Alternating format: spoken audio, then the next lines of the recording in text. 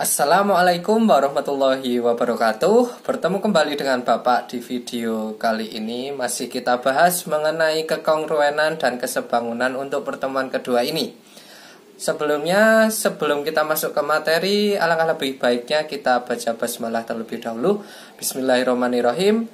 Dan jangan lupa untuk absen nama beserta kelas kalian di kolom komentar di bawah ini ya. Jangan lupa untuk komen. Oke, lanjut saja ya. Nah, untuk materi ini yang pertama, kesebangunan bangun datar. Sebelum kita masuk ke materi ini, kalian kira-kira bisa mengidentifikasi kesebangunan dua bangun itu bagaimana? Nah, jawabannya adalah di bawah ini. Dua bangun datar maksud Bapak yang mempunyai bentuk yang sama disebut sebangun. Yang kedua, ukurannya tidak perlu sama, tetapi sisi-sisi yang bersesuaian sebanding atau proporsional. Dan yang ketiga, sudut-sudut yang bersesuaian sama besar. Dan yang terakhir, perubahan bangun satu menjadi bagian lain yang sebangun melibatkan perbesaran atau pengecilan. Oke, mungkin kalian di sini masih bertanya-tanya ya, maksudnya itu apa? Oke, untuk lebih jelasnya kita ke slide yang selanjutnya. Oke, nah ini syarat umum dua bangun yang sebangun. Banyak kata bangun ya di sini. Nah, syarat umumnya yaitu ada dua. Yang pertama, perbandingan panjang sisi yang bersesuaian senilai. Dan yang kedua, sudut-sudut yang bersesuaian itu sama besar. Nah, di sini disajikan dua bangun segi 4. Yang bangun yang pertama adalah ABCD dan yang kedua adalah EFGH. Nah, di sini dikatakan dua bangun ini sebangun itu jika perbandingan panjang sisinya bersesuaian atau senilai.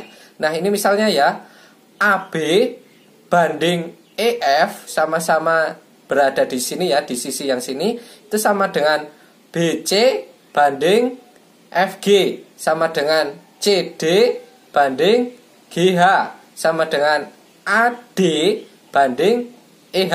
Nah, itu syarat pertama untuk sebangun. Dan syarat yang kedua, sudut yang bersesuaian itu besarnya sama. Nah, di sini sudut yang sama adalah sudut A itu sama dengan sudut E, sudut B sama dengan F, sudut D sama dengan H, dan sudut C sama dengan sudut G. Ini ya. Tulisannya di sini. M itu besar sudut ya. M kecil itu besar sudut. Nah, notasinya apabila dua bangun sebangun itu adalah seperti ini. Seperti tanda apa ya ini? Ya, seperti inilah intinya. Itu jika bangun ABCD itu sebangun dengan EFGH, notasinya seperti ini ya. Oke, lanjut. Nah, contoh soalnya di sini. Diketahui trapesium ABCD dan EFGD pada gambar berikut sebangun.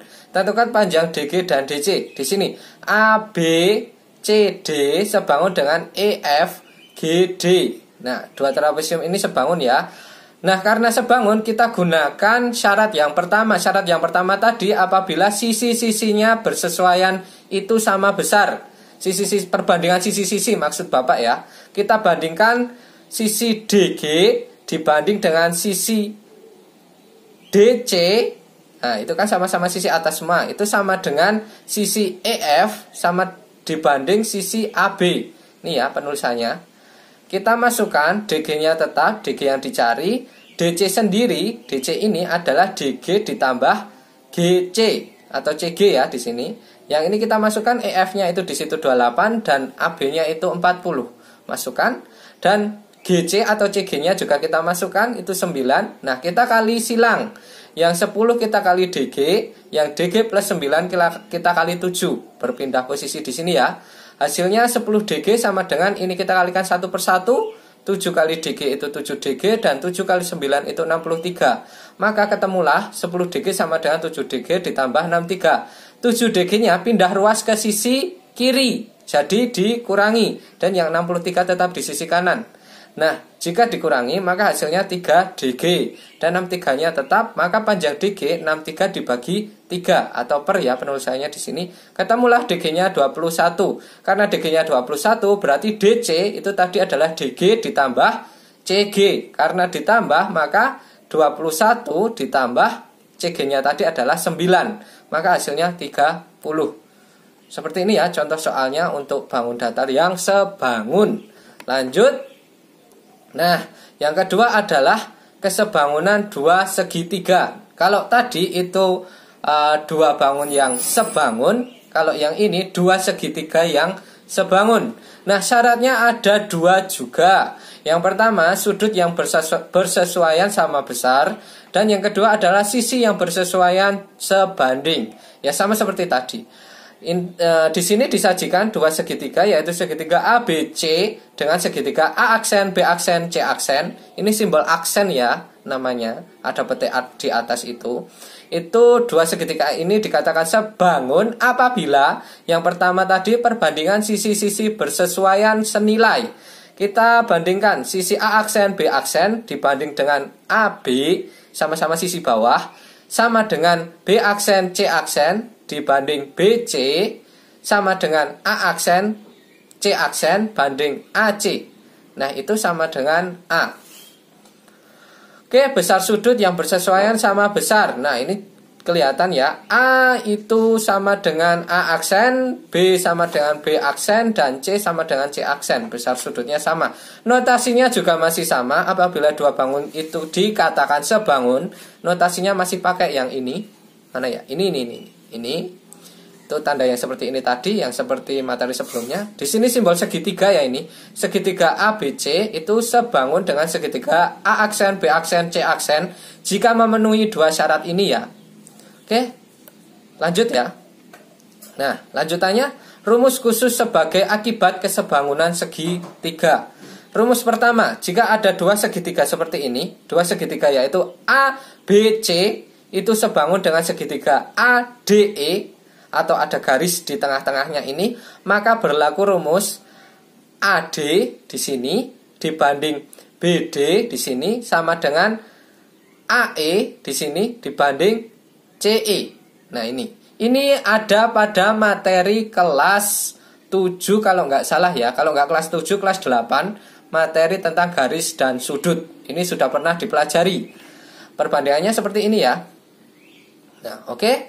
Rumus yang kedua, jika diketahui dua segitiga siku-siku, segitiga ABC, siku-siku DB, dan segitiga apa ya di sini?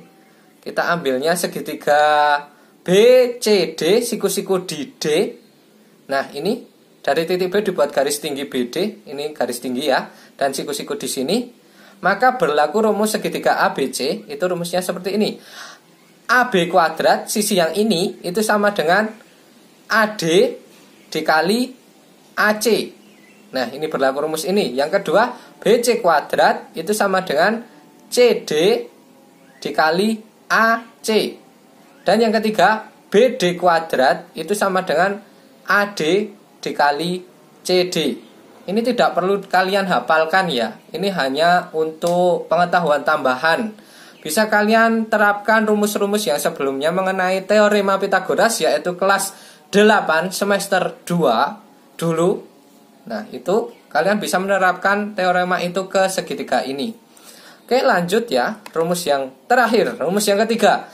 Ada dua trapesium yang saling sebangun, atau satu trapesium yang dipotong tengah-tengahnya itu garis. Garis yang sejajar dengan garis sisi yang atas dan sisi yang bawah. Garis sejajar itu adalah EF. Nah, ini.